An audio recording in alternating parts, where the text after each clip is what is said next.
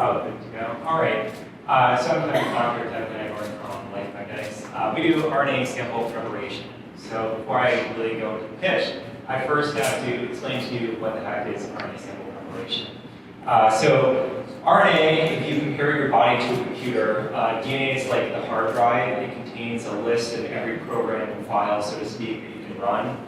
RNA is like the actively running programs. So it's like whatever's in RAM. When you do DNA sequencing, you're looking at every file in your body. When you do RNA sequencing, you're looking at what programs are active and in what frequency. So the reason why this is important, currently RNA testing is 40% of medical diagnostics, or not medical diagnostics, molecular diagnostics specifically. But when the Endpoints News interviewed 500 biopharma executives from the top 20 companies, their top answers for what would be the biggest growth areas in the next 10 years were gene editing, RNA tech, and gene therapies. So they believe RNA tech, even though it's 40% of molecular testing now, will be one of their big growth areas. And why is that?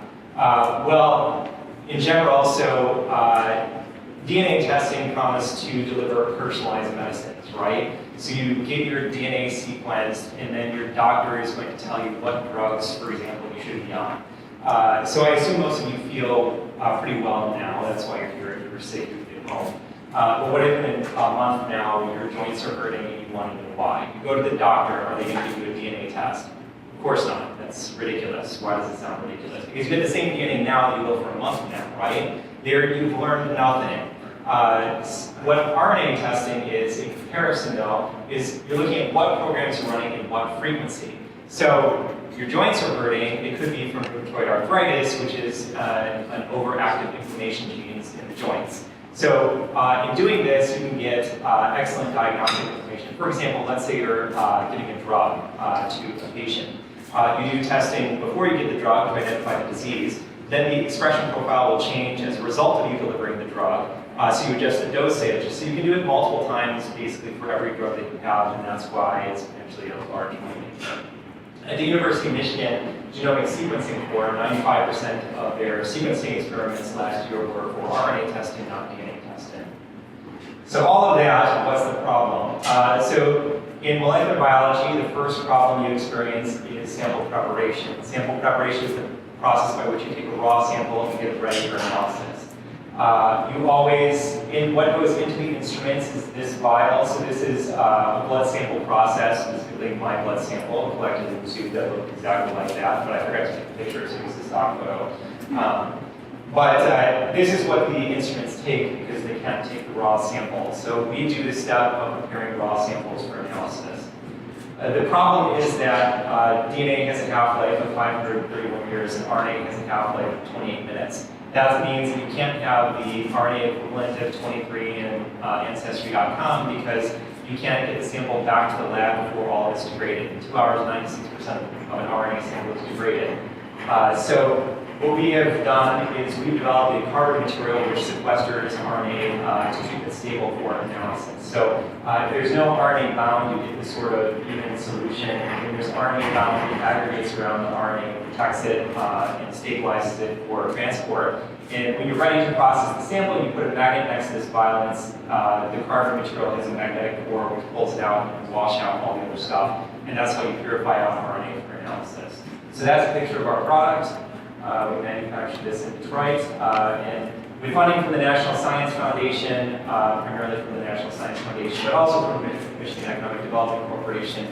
We did a comparison study from products from Merck, Roche, and Kaizen, and we showed that our product will stabilize RNA for testing for up to 25 days. The alternative, most common method is to ship the purified RNA with 5 pounds of dry ice per day of storage.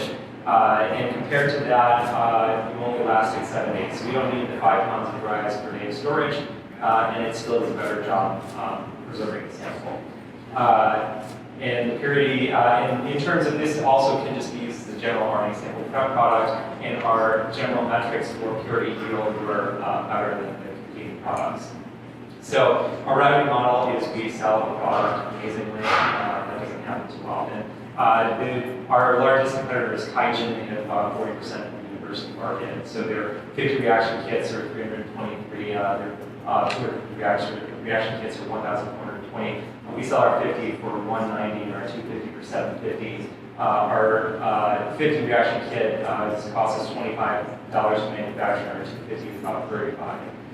The team is myself. My PhD is in material science. I did develop physics simulations for semiconductor services in graduate school. My co-founder is Rashad Kalla. He did aging research in the Miller Lab at the University of Michigan, developing anti-aging compounds. Andy Redder has done 2 exits in the area recently. One was Army Bioscience for the 2010 Accelerate Michigan winners, sold them for $30 million Beauregard, and SolarLink. Technologies to organize and before. And Bob, CEO of Dexterity Diagnostics, they do RNA next generation sequencing. Our apps are the Van Andel Institute is around here, so if you know people. Right now our issue is manufacturing, but we hope we're going to solve that in the next month. That's why we're raising $100,000. I'm still working on the manufacturing details, but that should be done in about a month. And if you have contacts around here, talk to me. We're also looking for business development, people who specifically work with life science tools previously. Thank you very much.